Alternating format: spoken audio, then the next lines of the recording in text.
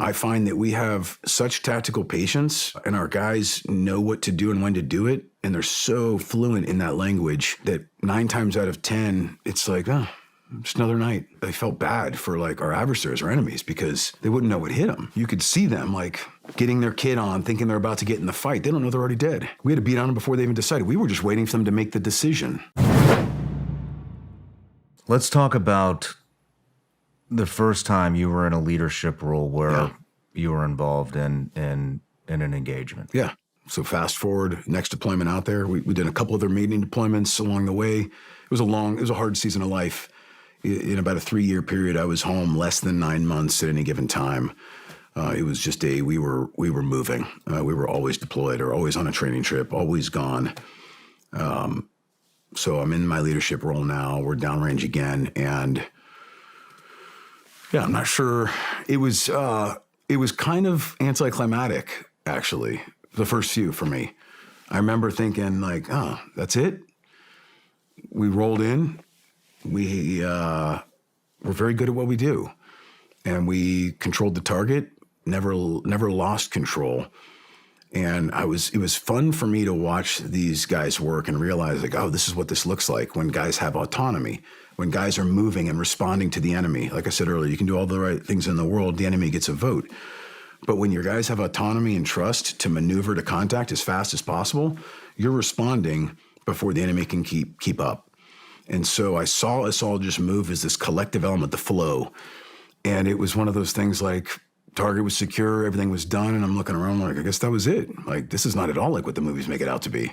Man, I never thought of that. So you're getting like the bird's eye view of everything all at once.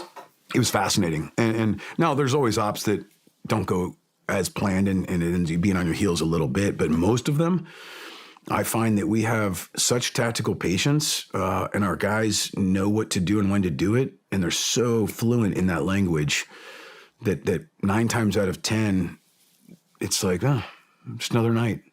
Like, great. I mean, half the time I felt bad for like our adversaries or enemies because they wouldn't know what hit them.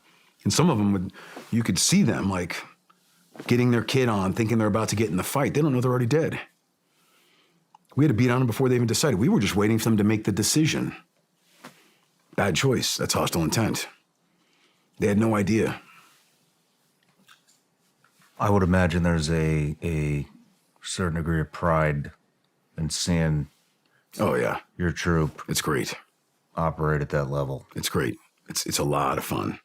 It's a lot of fun. I mean, it's probably like being on any high-performing, like, professional sports team where everybody just knows their job. They're reading each other. They're communicating without even speaking, and it just flows. And everyone's doing all the right things every single time. It's really fun to be a part of.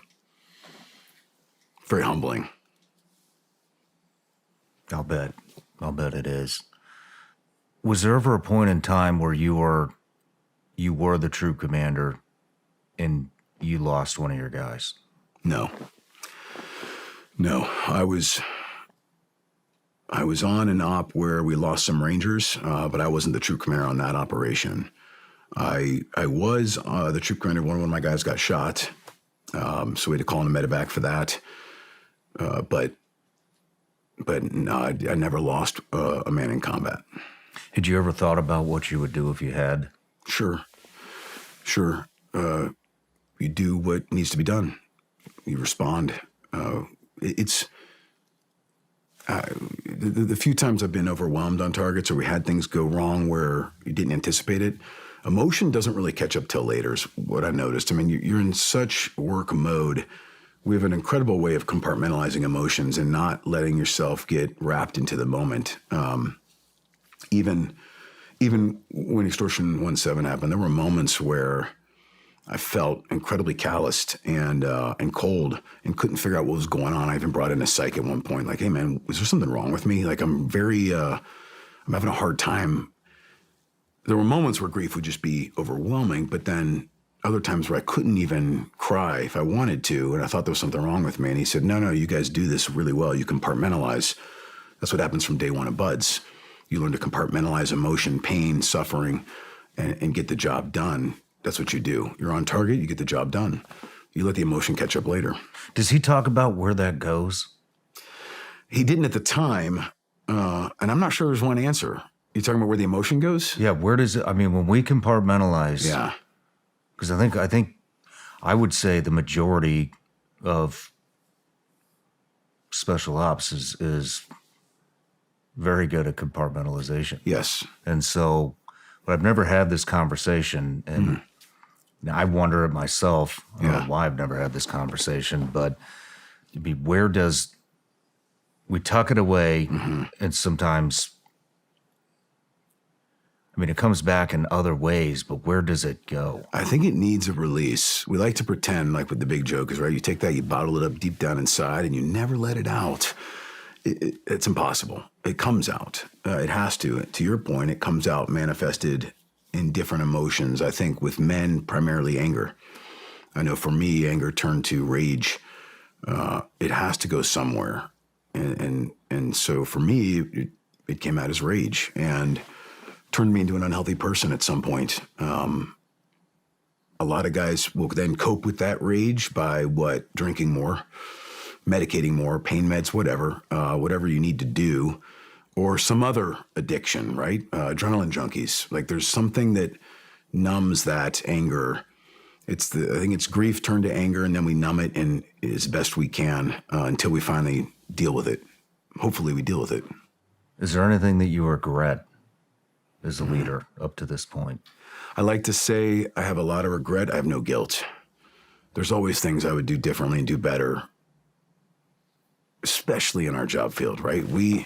And as leaders, we are paid to make quick decisions sometimes with imperfect information available to us. And whenever you armchair quarterback those decisions with a much clearer picture from the future, there's always going to be regrets. I wish I had done this differently. I wish I had thought through that. I wish I had perceived this, but we didn't. And that's the job. We manage risk as best we can with the information that we have available to us, and we do it as wisely as we possibly can in those moments, understanding that decisions have to be made. So we make them, and then you live with the consequences. And that's the burden, I think, of leadership, especially in our job field, is living with the consequences of imperfect decisions made in imperfect environments by imperfect people that are going to make mistakes. It's going to happen. That's a burden to bear. That's a tough one. No matter where you're watching Shawn Ryan Show from, if you get anything out of this, please like, comment, subscribe, and most importantly, share this everywhere you possibly can. And if you're feeling extra generous, please leave us a review on Apple and Spotify podcasts.